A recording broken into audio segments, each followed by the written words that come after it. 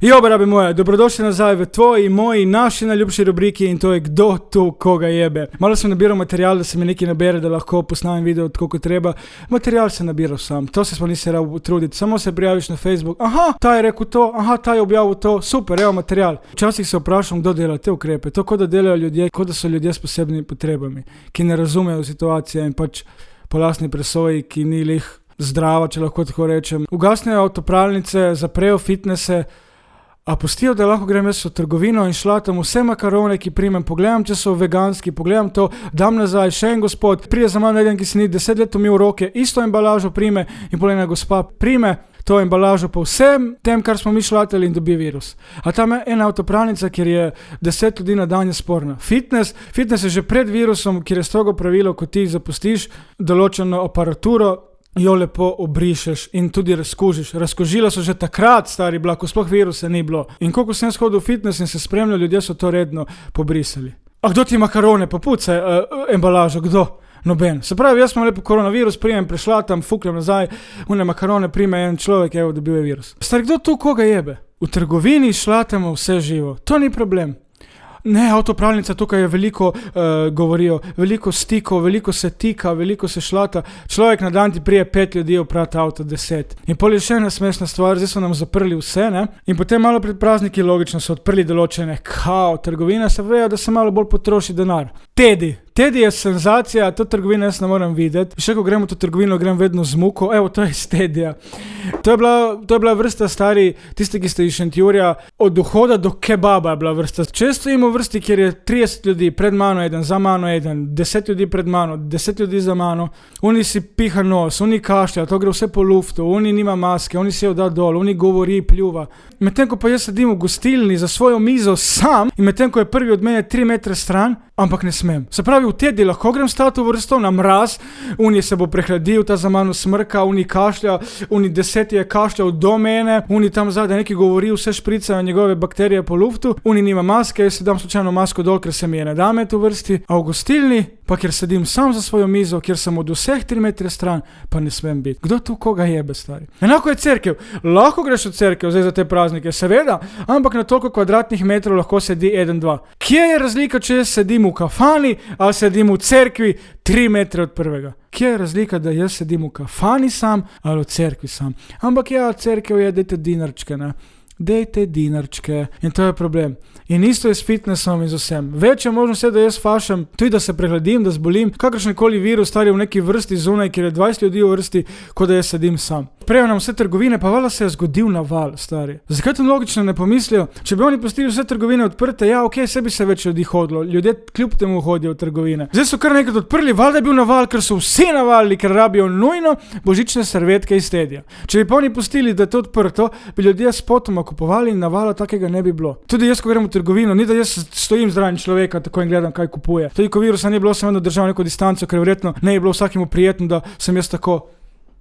Aha, majster pa kondome, bomo jahali danes. Nekaj me briga, kaj on kupuje. Umaknem se, grem med stalažo, se zgubiš v trgovini. A tam v vrsti moram stati. Za mano mi nek prasec diha, za mano en kašlja. Kje je večja možnost, da jaz dobim virus? Ne vem, pač kmečko razmišljam. Valjda večja možnost v tej vrsti kot tam v trgovini, kjer se lahko človek umaknem, vidim, aha, tam je človek, ne bom šel tam, grem tam, ne vem, neumno, ampak ja. No in ko sem prej omenil cerkev, dajmo zaiti malo nazaj v 1. november, na dan spomina na mrtve. Itak da je mogo biti, ne. Vse vemo, kdo vsi hodijo večinoma na ta praznik, to hodijo večinoma starejše babice, detki, veste kako je, ti ko greš z babico, z detkom, stari to obrekuje, vse grobove, unima take rože, unima grde, unima umetne, ja se je ta prav, da je umr, ta je bil hinavc, ta je bil dober, vse povejo, ne. In pač to se starejši družijo. Zdaj so dali 2 dni prej, da lahko neseš rože, ampak zakaj? Če so to so rizična skupina. Zakaj sploh dovolijo, da grejo? Če celo leto nisi šel, ne rabiš niti ta dan iti. Jaz sem vedno rekel, če ti je nekdo umrl in pokažeš, da ga pogrešaš, je dovolj, da vsak dan se spomniš na njega, ne rabiš iti na pokopališče. Če celo leto nisi šel, ne rabiš niti 1. novembra. Ampak vseeno so šli in vseeno so hodili starejši ljudje in vseeno so povečali možnost, da zbolijo. Če je že tako virus nevaren in smrtonosen, zakaj niso enostavno prepovedali? Stari, kdo tu koga jebe? In cvetličarji, hijene so kljub temu postavili stojnice, da ja kupiš svečo, da ja trošiš. In potem še ta video. Namesto nakupov cvetja in sveč, škofje letos vabimo vse, da darujete za svete maše ter za vzdrževanje svojih župnik. dajte donirati cerkvi, ker cerkev pa res nima denarja. Stari moj, ko si ti upaš v vsej tej krizi, ljudje nimajo službe, ljudje so brez jest, komaj jih hendlajo, firme zapirajo, ti si upaš reči, da mi doniramo v cerkev. Tam mi reveži zbiramo Audič in vsi, ki smo zbirali denar za Boge, da ljudje preživijo, a on bi radi donirajo v cerkev. Pa dajte vi, banda, polna denarja, donirati Bogim, če ste že cerkve tako. Jaz ne razumem, zdaj v tem času bi lahko vse cerkve, v katere se ne sme hoditi, bile odprte, tople, odprte za vse, ki so lačni, ki nimajo strehe nad glavo, ki bi radi mogoče nekam šli, da imajo mir. In bi lepo stregli tople obroke 3-krat na dan, dali jim deke, dali jim streho nad glavo, da so na suhem, da niso na mrazu dali za prespat. In še bi lahko naredili še eno dobro delo, da ljudje, ki so na zavodu in izgubijo službo, bi jih zaposlili v cerkvi, da delajo kot kuharice, kot animator, karkoli, kot receptor, stari. Naj se enkrat človek, ki nima strehe nad glavo, počuti, da je nekje dobrodošel. Da ko on vstopi v cerkev, bi prišla receptorka, zdravo gospod, boste kaj pojedel. Ko v restauraciji danes imamo zrezek, pohano, resten krompir, vam prinesem, dajte se vse, rabite dekico, boste kaj prebral. Zakaj pa to ne naredimo, če ste vi tako dobri in vera uči samo o dobrem? Zakaj so vse večje cerkve po Sloveniji ne odprejo in je možnost za človeka, ki je v stiski, da prije tam po pomoč, da prije po hrano, da prije se na toplo, da prije nekaj prebrati, da prije nekam, kjer je mir. Zakaj se to ne naredi? Od donacije bi pa imeli, ne? Jaz ne vem.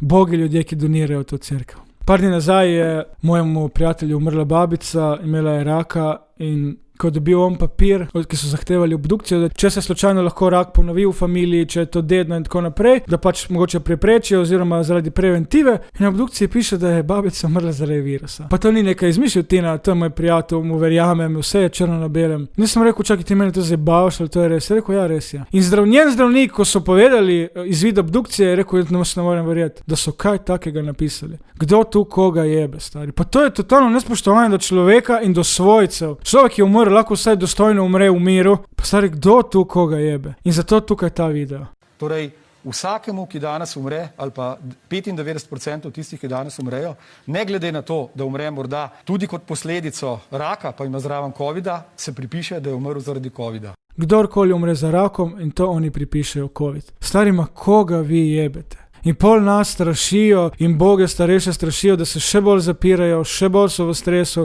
Pa stari, človek, ko je star, je že stres lahko smrtonosen. In še bolj nas strašijo in še bolj, da vsi umirajo, da smo v strahu.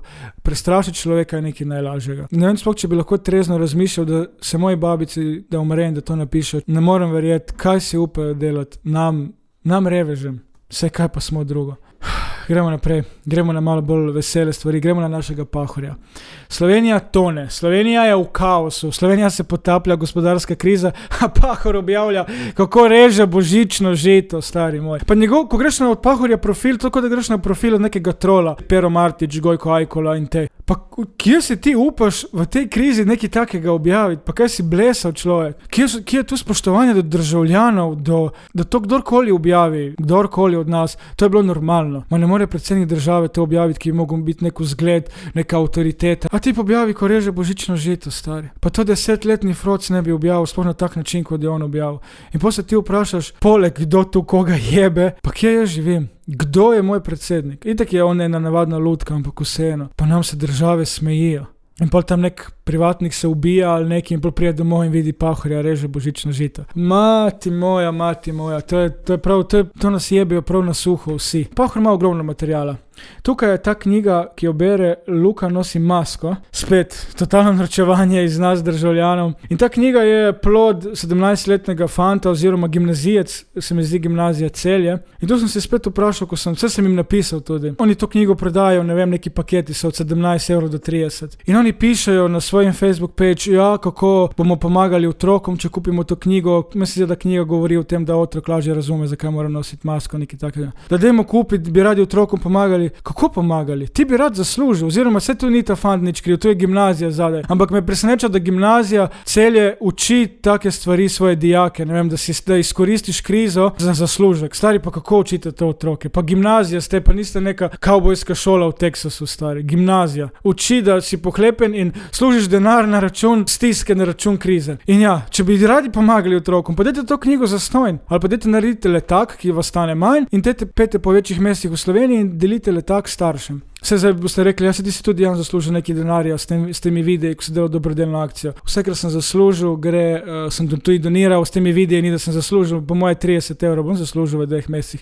Nič večjega, ker noben video ni bil wow odziv, ne. Ampak da povem, da se ne bi kdo obesil, zato sem tudi to na storijih, na Instagramu in Facebooku povedal. Ok, tu govorimo o 30 €. Tudi da se pizda proda 100 knjig po 30 €, stari, to je 3000 €. Kaj si ti tu pomagal ljudem? Ti si lepo zaslužil 3000 €. Če hočeš pomagati, daj zastonj. Sploh pa, ko izkoriščaš, kot sem rekel, ko izkoriščaš otroke, krizo, epidemijo, podlagi tega, da nekaj zaslužiš, to je zame kriminal. In da to gimnazija podpira in uči svoje dijake, to je grozno. In pol še Pahor to podpira. Ampak Pahorja ni konec.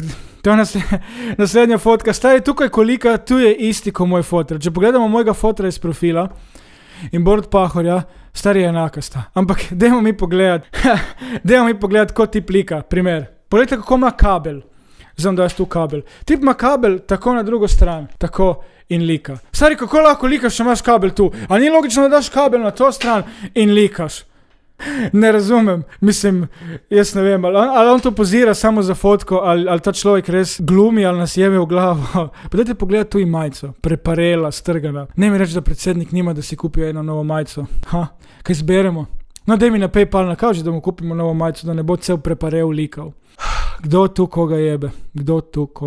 Pol je še ta famozna fotka, stari, kje se je to tip strigel, v nekem skladišču, da ni ta frizer slučajno nek ugrabitelj in ga tukaj drži v tem skladišču. Poglejte ambient, mi deluje kot v nekem zaklonišču v bloku. In tu je še ena fotka, seveda mogu se pohvaliti, koliko čestitke je dobil, ne, senzacija, wow. Ampak kdo da fakt ti pošlje čestitko, cel fascikel, stari. In tukaj je še zadnja, tip hodi po ulici, stari, da ga tu srečam, bi mu vrgel 1 €, ker bi mislil, da je brezdomec. Mislim, res, prav tako bi mu vrgel, evo, gospod, tukaj imate. Ja, čakajte, vi ste predsednik. Fakt, ste v redu. Ampak on napiše opis, radovedno opazovanje barvite uličice. Gospod Pahor, Slovenija hodi v kurac. Tu je pripravila potem še ta fotka, zopet naš Hojs. Bernarda, definitivno vidi se, da gre za fake profil. Če gre kdo pogoogla ta profil oziroma na Twitter, vidi, da je bil narejen 22. oktobra, se pravi tik pred drugim valom. Definitivno gre za fake profil, ampak kar je napisano, mislim... Audić misli, da je car z 28-urnim dobrodelnim maratonom, toliko škode za epidemijo, kot je on naredi. S čim je naredil Audić škodo za epidemijo? Ker se piše na ič, ali s čim? Vsak dan med 5 in 9 ne more popraviti niti zbiranjem denarja v samem bistvu in nič ni boljše od potrča. Prestopijo mejo dobrega okusa, prvič letos ne dobi od mene niti evra. Zdaj tu možno, da je celo kakšen od njih naredil ta fake profil, ker si sami ne upajo to napisati in Hojs Drek je to delil, stari.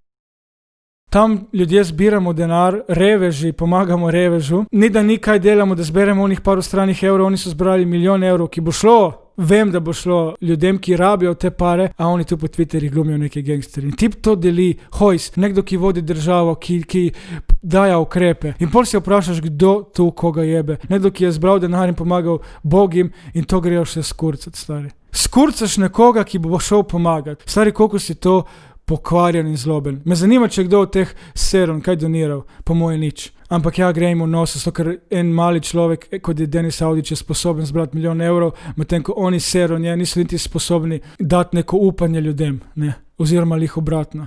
In to jih boli. In za konec, pol je še ta famozna slika od te naše Beovičke, človek je cepi brez rokavic. Stari tatoverji, ki so vedno bili pod drobnogledom, to je ful nehigienično, tatuji so, imajo umazani ljudje. Vsakič, ko greš ti delati tatu, od začetka do konca, tatoverka ima strogo rokavice. A tukaj, ko se gre za cepivo, ko bo ljudje videli, ko bi mogli ljudje verjeti, ali ta ministrica oziroma Beovič, ki je ne vem kaj, direktorica na kliniki ali kaj je, se je cepla, dajmo še mi, majstor nima rokavic. Pa stari, pa kje se to cepla? V neki kafani Viharu v Šentjurju, ali kaj je, ne razumem. Pa niti toliko se niso zorganizirali, da si je tip dal gor rokavic, bog več je sploh zdravnik, nazaj je neki igralec.